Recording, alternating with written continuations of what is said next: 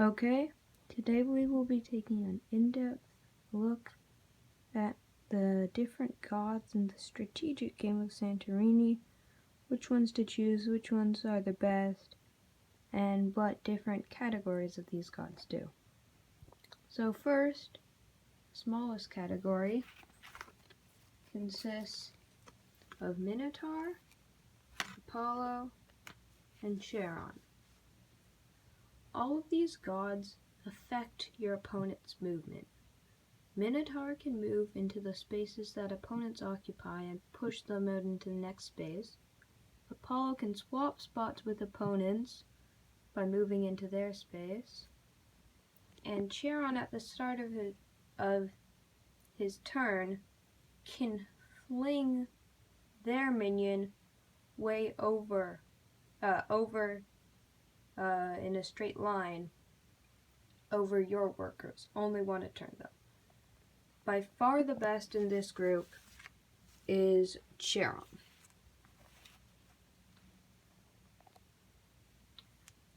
The next group, and the biggest group, is the group that tries to sabotage your opponent's workers.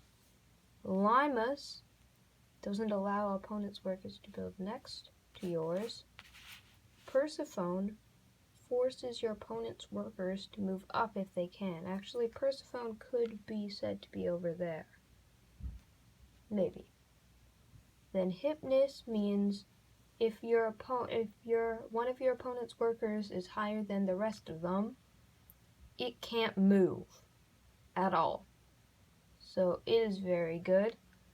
Hera, your workers can't build on the opponent's workers can't win by moving onto a perimeter tile. Dionysus, whenever an opponent's worker whenever you complete a tower, you get an extra turn with control of your opponent's workers, but you can't win the game. So it seems pretty good. It doesn't seem that good, but it is good when it actually happens, but it's unlikely that Athena, when one of your workers moves up on your opponent's next turn, none of their workers can. Aphrodite, if one of your opponent's workers starts their turn neighboring your worker, then it must be neighboring one of your workers at the end of its turn. And Ares, you may remove an unoccupied block at the end of your turn next to your unmoved worker. Okay, so in my opinion, and what I think is much better than the rest of them, is Hypnos, because you can just lock off their highest worker and only let them operate with one of them until they move their other one up. The next section is the workers that can win in a different way, whereas if that's winning or just ending the game by making your opponent lose. So first is Selene. One of your workers, the female one, may build domes at any level. Atlas is Selene, but way better because both of your workers can do that. With both of them, they can try and trap your opponent's workers in the corners, and so once one of their workers is trapped, it can't do anything, so if you trap both of their workers, you will win. Bia, when you move your worker, and if their worker is in the next tile in the same direction, it dies. So it's pretty self-explanatory. You can win by killing both of their workers. Pan, if you move down 2 levels, you win. Pan is very good because he can make lots of multiple threats at once. He's very hard to deal with. Then Medusa, at the end of your turn, if one of your workers is higher to one of your opponent's workers, it dies and you put a block where it used to be. Kronos, you win if there are 5 complete towers. And Eros, you set up your pieces on opposite borders, and if they're both on a 1 level next to each other, you win. So this category is on average the strongest, and I would like lots of the gods in here, so I would pick Medusa, Pan, Bia, and Atlas. I think all of those are great gods that you could consider playing.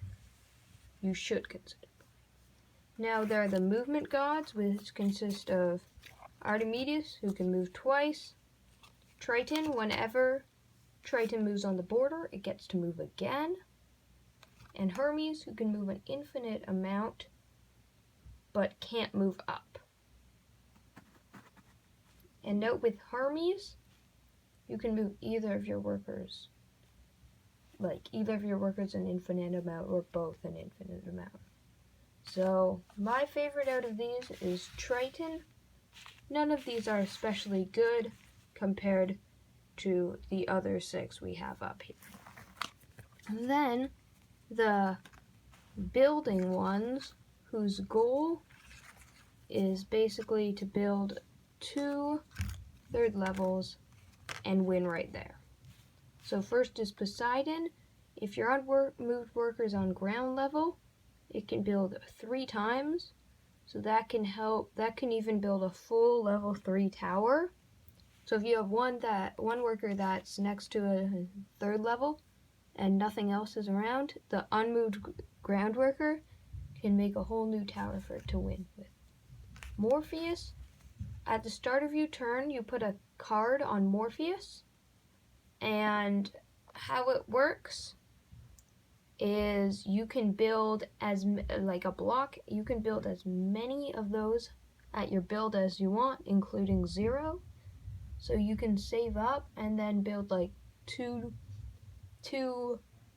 towers all the way up to level 3 at once. Then Prometheus, you can build before and after moving if your worker does not move up, which is good because it helps you build 2 domes, 2 third floors, and 2 third floors is game winning unless they can stop you in some way.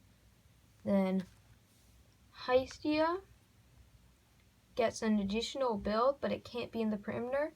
That doesn't mean she can't build in the perimeter, it means she can't build twice on the perimeter, but she can build once on the perimeter, once on the inside.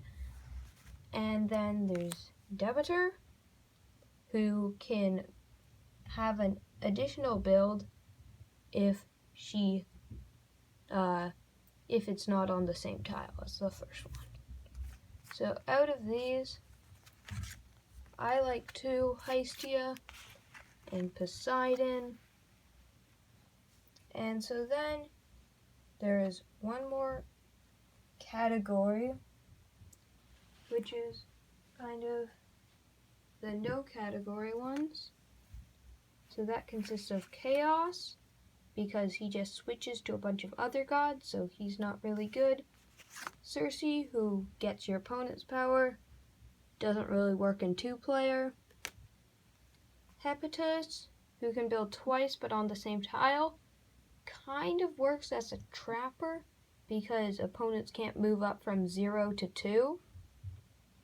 And Zeus, who can build under himself.